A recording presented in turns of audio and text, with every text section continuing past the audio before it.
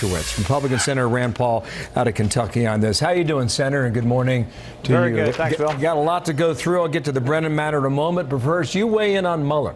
Where do you think this is going, Senator?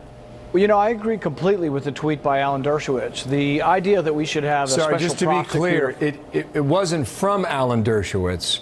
It was from the president quoting Alan Dershowitz. All right, I agree with the president quoting Alan Dershowitz that really these special prosecutors run far afield of what they're impaneled for, and that in the end we end up getting sort of a wild goose chase down all kinds of nooks and crannies. And so I think special prosecutors have too much power and that we really shouldn't have them.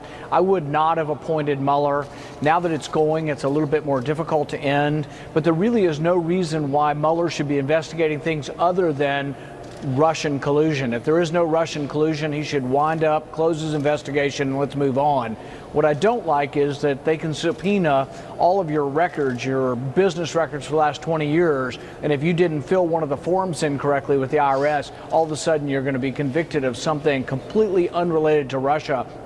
So I think it needs to be done with. If there is no Russian collusion, let's close it up and let's move on. Got it. So, do you have a sense of where it's going, though? I mean, is it Russian collusion or not, whether it's Russian collusion or... I haven't seen any evidence of that, and I don't believe there was any evidence. Did the Russians try to influence our election? In all likelihood, yes. What should we do? We should start working together to try to protect ourselves, both cybersecurity and otherwise, and our electoral process. Absolutely, let's do that.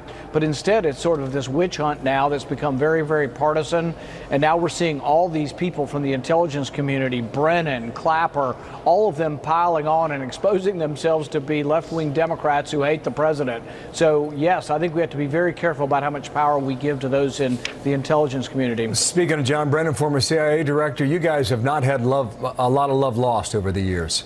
And that's been well documented. He sent this tweet out, the president, over the weekend. When the full extent of your venality, moral turpitude, and political corruption becomes known, you will take your rightful place as a disgraced demagogue in the dustbin of history.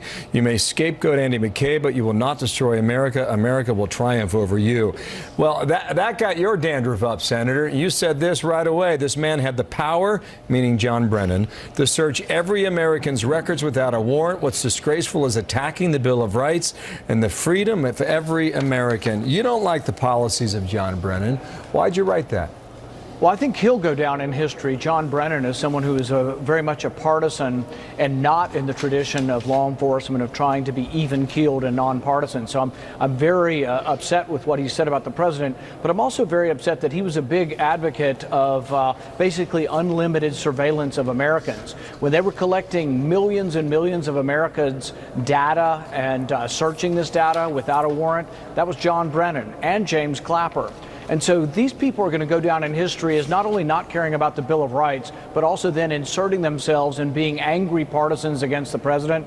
So this is exactly why we need more control over the intelligence community. And I think they should never be searching in Americans' records without a judge's warrant. I continue to advocate for that. I lost the last time around when we tried to reform this, but I continue to advocate that nobody on either side, nobody in the intelligence community should search an American's record without a judge's warrant. Can you understand why folks back in Bowling Green, Kentucky, where you call home, think that the deep state is alive and kicking?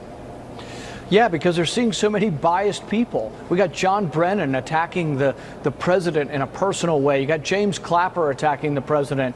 You've also got active members I'll give of another the one. FBI attacking the president. Samantha Power from the UN, she tweeted out a good idea to, pardon my language, to piss off John Brennan, her words. And then she came back later and said, whoa, I didn't realize what I'd stirred up in all this, and tried to clear it up with another tweet.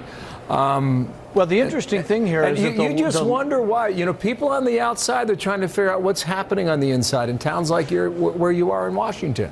Yeah, and here's the thing about the deep state. There are objective facts that tell you that there is an uncontrollable deep state in the intelligence community. Only 8 people in Congress are allowed to know anything about what goes on in the deep state. And unfortunately, the 8 people in Congress that oversee the intelligence community have typically been a rubber stamp for the intelligence community. So I want more oversight. I think all of Congress should know a lot more about what the intelligence community is doing. And absolutely, we should have judicial oversight, meaning that judges should have to grant warrants to look at Americans' information. Right now, Andrew McCabe, when he was still active, Peter Strzok, Lisa Page. I've asked this question of the FBI. Are they still allowed to look at Americans' data without a warrant? This is really the pertinent question. Do we still have people who hate the president who are allowed to search databases about the president or the president's supporters? Yeah. Last question on this Facebook matter and big data companies. Where are you on that now? I don't think it's any big secret that folks know when they log online that people are watching what they do. Do you think there was something going on here? And do you think the left would be making a big deal out of this if Cambridge Analytica came out and said, hey, we worked for Hillary Clinton, we just didn't do the job well enough?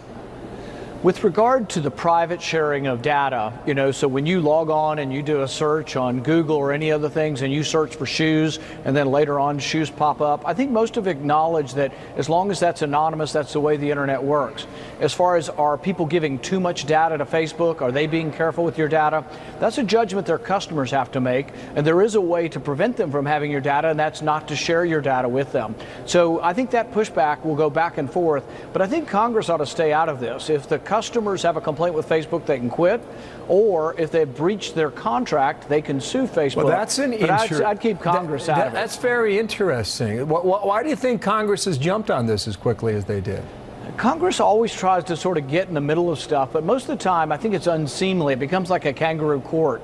Even all this stuff over the Russia investigation, it's all kangaroo court as far as I'm concerned. There is a real investigation, which is Mueller and a criminal investigation. But then all the stuff that Congress does, it's really to Congress to puff themselves up and act as if they're doing something.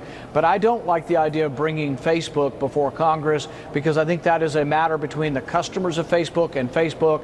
But Congress doing it, I think it's unseemly to drag leaders of private corporations before Congress, and I'm not for it. No surprise you're of a different mind on yet another topic.